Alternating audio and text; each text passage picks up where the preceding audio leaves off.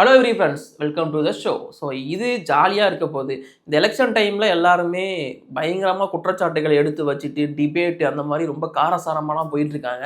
நம்ம வீடியோ அப்படி இருக்க போகிறதில்ல. இது ஒரு ஜாலியான வீடியோ தான்.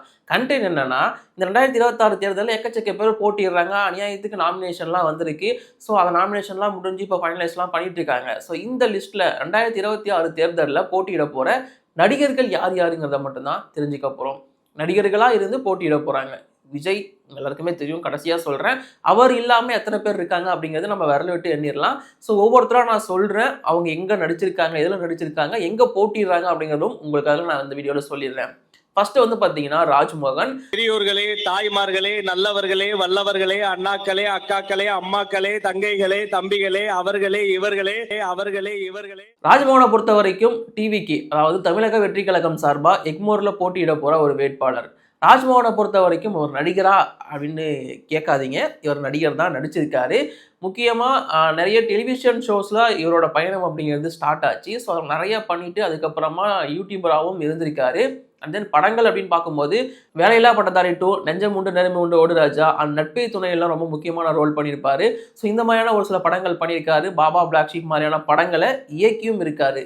எஸ், பாபா பிளாக் ஷீப் படத்தோட டைரக்டர் இந்த ராஜ்மோகன் அவர்கள் தான். ஸோ இந்த மாதிரி சினிமாவில் அவரோட ஆக்டிங் அண்ட் டைரக்ஷன் எல்லாத்துலேயுமே இன்வால்வாக இருந்திருக்காரு. அதுக்கப்புறம் யூடியூபராக இருந்தார். பல சோஷியல் இஷ்யூக்களை யூடியூப்பில் பேசிகிட்டு இருந்தார். அண்ட் தென் அப்படியே அங்கேருந்து டிவிகே கட்சிக்குள்ளே வந்தார். கட்சிக்குள்ளே வந்துட்டு ஸோ அங்கேருந்து இப்போ எக்மோரோட வேட்பாளராக களமிறக்க போகிறாரு. பேனர் வச்சா பேனர் வைக்காதீங்க, எடுத்துட்டு போறாங்க போலீஸ். அது ஒண்ணு இல்லைன்னு அவங்க வீட்லயும் தளபதி ரசிகருக்கு இந்த பேனர் வேணும். கோவம் வரா மாதிரி காமெடி பண்ணதான் உனக்கு பல தடவை சொல்லியிருக்கிறேன். ஸோ இதுதான் ராஜ்மோகனோட ஜர்னியாக இருந்திருக்கு. ஸோ ராஜ்மோகன் அவர்களும் ஒரு நடிகராக இருந்து இப்போ தேர்தலில் போட்டியிட போட ஒரு வேட்பாளராக மாறி இருக்காரு. ஸோ இது ஒரு குறிப்பிடத்தக்க விஷயம். அடுத்து நான் சொல்ல போகிற வேட்பாளரும் டிவிகேவை சேர்ந்தவர் தான். அதாவது தமிழக வெற்றி கழகம் ஸ்டார்ட் ஆகிறப்போ இவரை நாம் அந்த கட்சியில் பார்த்தோம். திரும்பவும் எலெக்ஷன் கேண்டிடேட் அனௌன்ஸ் பண்ணுறப்போ தான் பார்க்க முடிஞ்சது. என் நண்பன் அப்படின்னு சொல்லிட்டு நண்பனுக்கு வந்து ஃப்ளைங் கிஸ்லாம் கொடுத்து நம்ம விஜய் களமிறக்கி விட்டுருக்காருல நம்ம ஸ்ரீநாத் அவர்கள். ஸோ அவரும் ஒரு நடிகர் தான். அவர் கண்டிப்பாக எல்லாருமே வேட்டைக்காரன் படத்தில் பார்த்துருப்பீங்க.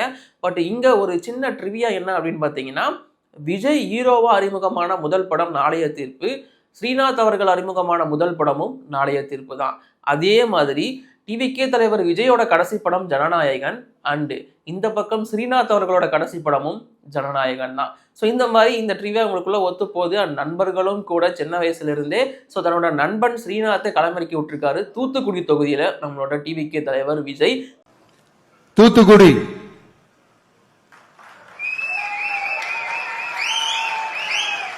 நண்பர் திரு ஏ ஸ்ரீநாத் கழக நிர்வாகி.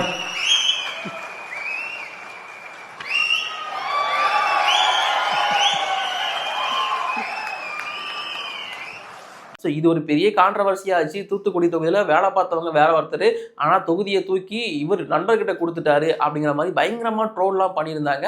பட் இருந்தாலும் ஸ்ரீநாத் அங்கே போயிட்டு தூத்துக்குடிக்கே போயிட்டு அங்கே மக்களோட மக்களாக இருந்து வாக்கு சேகரிச்சுட்டு இருக்காரு. இது உங்க எல்லாருக்குமே தெரிஞ்சிருக்கும்.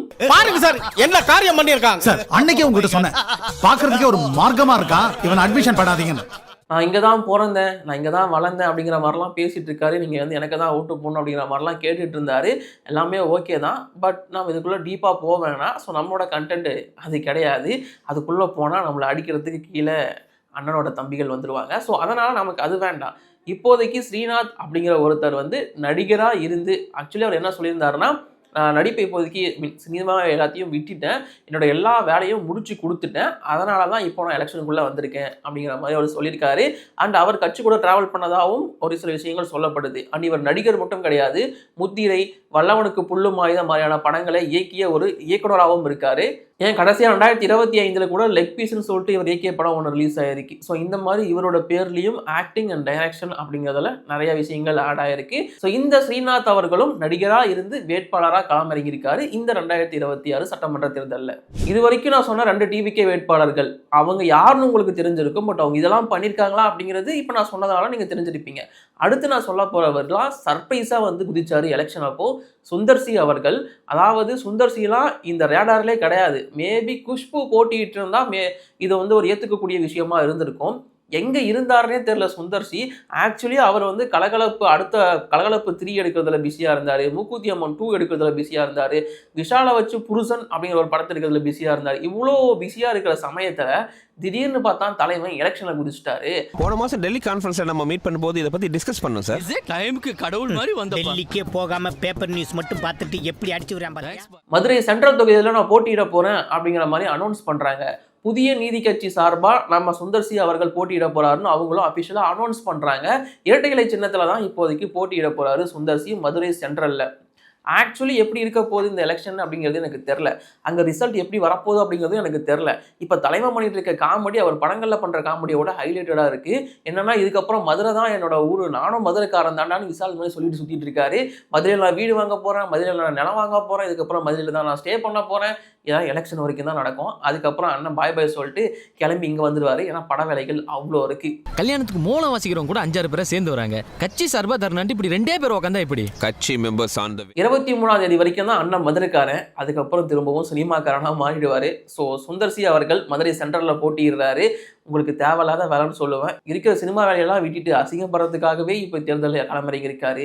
இது யார் பார்த்த வேலைன்னு தெரில, ஏசி பார்த்த வேலைன்னு தான் நான் நினைக்கிறேன். ஆக்சுவலி அடுத்து வரப்போகிற 3 பேருமே அந்தந்த கட்சியில் டாப்பில் இருக்கிற கேண்டிடேட்ஸ் தான். ஸோ ஃபஸ்ட்டு நம்ம உதயனா, அதாவது உதயநிதி ஸ்டாலின். நீ அது எனக்கு என்னமோ டவுட்டா இருக்கு. ஸோ ஸ்டாலின் அவர்கள் முதலமைச்சர், உதயநிதி ஸ்டாலின் அவர்கள் துணை முதலமைச்சர். இது எல்லாருக்குமே தெரியும். ஆல்ரெடி அவர் போட்டியிட்டு ஜெயிச்ச அதே தொகுதியில தான் இப்போ திரும்பவும் கண்டெஸ்ட் பண்ண போறாரு. சேப்பாக் திருவல்லிக்கேணி தொகுதியில் நம்ம உதயநிதி ஸ்டாலின் போட்டியிட போறாரு. ஸோ ஓவரால் பார்க்கும்போது இந்த திமுகவை பொறுத்த வரைக்கும் ஒரு ஸ்டார் கேண்டிடேட் அண்ட் அடுத்த ஒரு வாரிசா பார்த்துட்டு இருக்காங்க. அவங்க வாரிசு அரசியல் பண்ண மாட்டேன்னு சொல்லுவாங்க, நான் அரசியலுக்கே வரமாட்டேன்னு உதயண்ணா சொல்லுவார். ஆனால் இதெல்லாம் தாண்டி போட்டியும் விடுவார், பதிவும் கேட்பார். ஸோ அது அப்படியே மாறி, அதாவது அவர் நடிகரானதுக்கு காரணமே எலெக்ஷனில் நிற்க தான் அப்படிங்கிறது எல்லாருக்கும் அவர் உள்ளே வந்ததுக்கப்புறம் தான் தெரியும். பட் அவரோட கணக்கு எல்லாமே கரெக்டாக தான் இருந்துச்சு. வெறும் உதயநிதி ஸ்டாலின்னா, ஸ்டாலினோட பையனாக உள்ளே வந்திருந்தாருன்னா ஃபேம் அந்த அளவுக்கு கிடைச்சிருக்காது. கரெக்டாக தலைவர் சினிமா ரூட்டை பிடிச்சி உள்ளே என்ட்ரி ஆகியிருந்தார். ரெட் ஜெயண்ட் அப்படிங்கிற ஒன்றை ஓன் பண்ணிட்டு, சாரி இப்போ அவர்கிட்ட இல்லை இன்பநிதிக்கிட்ட கொடுத்துட்டாரு. அதனால் இவர் பேரில் சேர்த்த முடியாது. சரி ஓகே.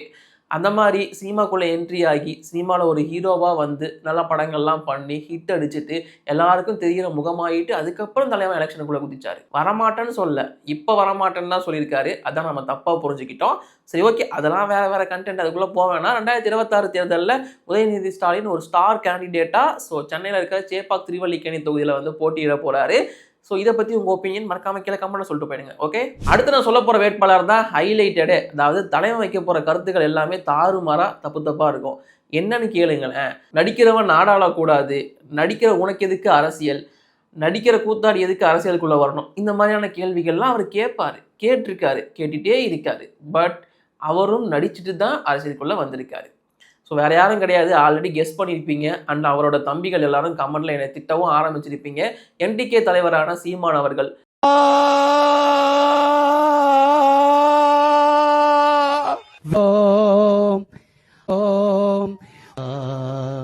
நாம் தமிழர் கட்சி அப்படிங்கிற ஒரு கட்சி ஆரம்பிச்சு, ஸோ அதற்காக ஆக்சுவலி ஆரம்பத்தில் இவருக்கு எல்லாருமே ஃபயர் விட்டுட்டு இருந்தாங்க. அதுக்கப்புறம் இவர் பேசுறது எதுவுமே வேஸ்ட் அப்படிங்கிறதுக்கு அப்புறமா அந்த நெருப்பை அணைச்சிட்டு அப்படியே அடுத்த கட்சிக்கு போயிட்டாங்க நிறைய இளைஞர்கள்.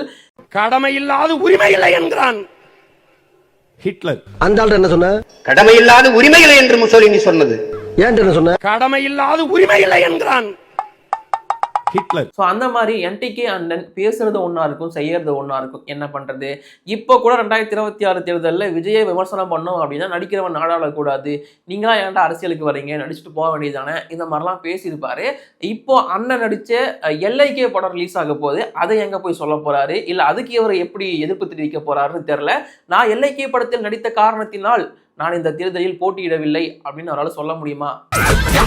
இது பசுமை உலகம். ஸோ சீமான் அவர்கள் ஒரு நடிகர் தான், அவரும் இந்த தேர்தலில் போட்டியிடுறாரு. அவரை நடிகராக ஒத்துக்கலனாலும் இப்போ அவர் நடித்த படங்கள்லாம் ரிலீஸ் ஆக போகுது, அப்போ தெரியும் அவர் நடிகரா இல்லையான்னு சொல்லிட்டு.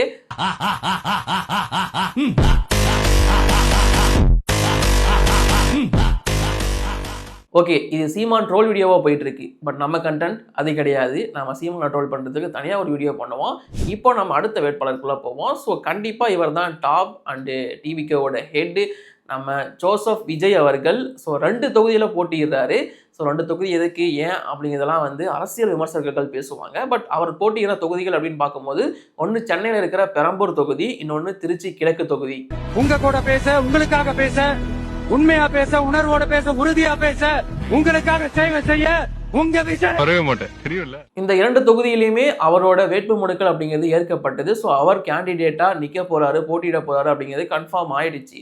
சும்மா லாஜிக்கே இல்லாம தற்குறி அவர் மேல அரசியல் விமர்சனங்கள் நிறைய வைக்கப்பட்டிருந்தாலும், இவர் அரசியலுக்கு தகுதியானவர் கிடையாதுங்கிற மாதிரி நிறைய கிரிட்டிசிசம் நிறைய பக்கத்துல இருந்து வைக்கப்பட்டிருந்தாலும், அவர் சொன்ன மாதிரி அவர் சினிமா கெரியர், அதாவது உச்சத்துல இருந்த கெரியரை விட்டுட்டு தான் இந்த பக்கம் அரசியலுக்குள்ள தலைவன் என்ட்ரி ஆயிருக்காரு. அண்ட் முக்கியமா சொல்லணும் அப்படின்னா, ஸோ இதுக்கப்புறம் அதாவது எலெக்ஷனுக்கு அப்புறம் அவர் திரும்ப சினிமாக்குள்ள போவார் அப்படிங்கிற மாதிரிலாம் சொல்லப்பட்டு இருக்கு. அவரோட கடைசி படம் மனோஜனா எங்க ரிலீஸ் பண்ணப்படலை. இந்த மாதிரி பல பிரச்சனைகள் இருந்திருந்தாலும் ஒரு நான் இது வரைக்கும் சொன்ன லிஸ்ட் எல்லாமே, அதாவது அவங்களாம் வந்து ஆல்மோஸ்ட் கெரியர் முடிஞ்சிருச்சு, இல்லை இதுக்கப்புறம் நடிக்க வாய்ப்பு இல்லை, இல்லை அரசியலுக்காக தான் நடித்தேன், அந்த மாதிரியான இருந்த ஆட்கள் தான். பட் இங்கே பீக்கில் இருந்து வந்த ஒருத்தர்னா அது டிவிகே விஜய் அவர்கள் தான். ஸோ அவர் வந்து ஒரு முடிவு பண்ணி எல்லாத்தையும் முடிச்சு விட்டுட்டு சினிமாவில் இப்போ களமிறங்கி இருக்காரு அரசியலுக்குள்ள. அது அவரோட விருப்பம். அவருக்கு நீங்க சப்போர்ட் பண்ணுவீங்களா பண்ண மாட்டீங்களாங்கிறது உங்களோட விருப்பம். பட் நடிகரா இருந்து இந்த 2026 தேர்தலில் போட்டியிட போற முக்கியமான வேட்பாளரா டிவிகே சார்பா போட்டியிட போற ஜோசப் விஜய் அவர்களை தான் நான் வந்து வைக்க போறேன். ஸோ இது வந்து நீங்க ரேங்கிங்காவே வச்சுக்கலாம். நான் சொன்னது வந்து டாப் 6 ரேங்கிங் 6 to 1 அப்படிங்கிற மாதிரி வச்சுக்கலாம். ஸோ ஃபர்ஸ்ட் பிளேஸ்ல டிவிகே விஜய் அவர்கள் தான் இருக்க போறாரு. நாங்க தான் சொல்றோம், அது அணில பார்த்து மாத்திரமா நீங்க கையாளணும்னு சொன்னா அது கையை கடிச்சு திட்டத்தை நிறுத்திட்டு அடுத்து இந்த மாதிரியான கண்டென்ட் வேற என்ன போடலாம் அப்படிங்கிறத மறக்காம கீழே கமெண்ட்ல சொல்லிட்டு போங்க. இப்போதைக்கு இந்த வீடியோ நான் முடிச்சுக்கிறேன். Bye bye, thank you.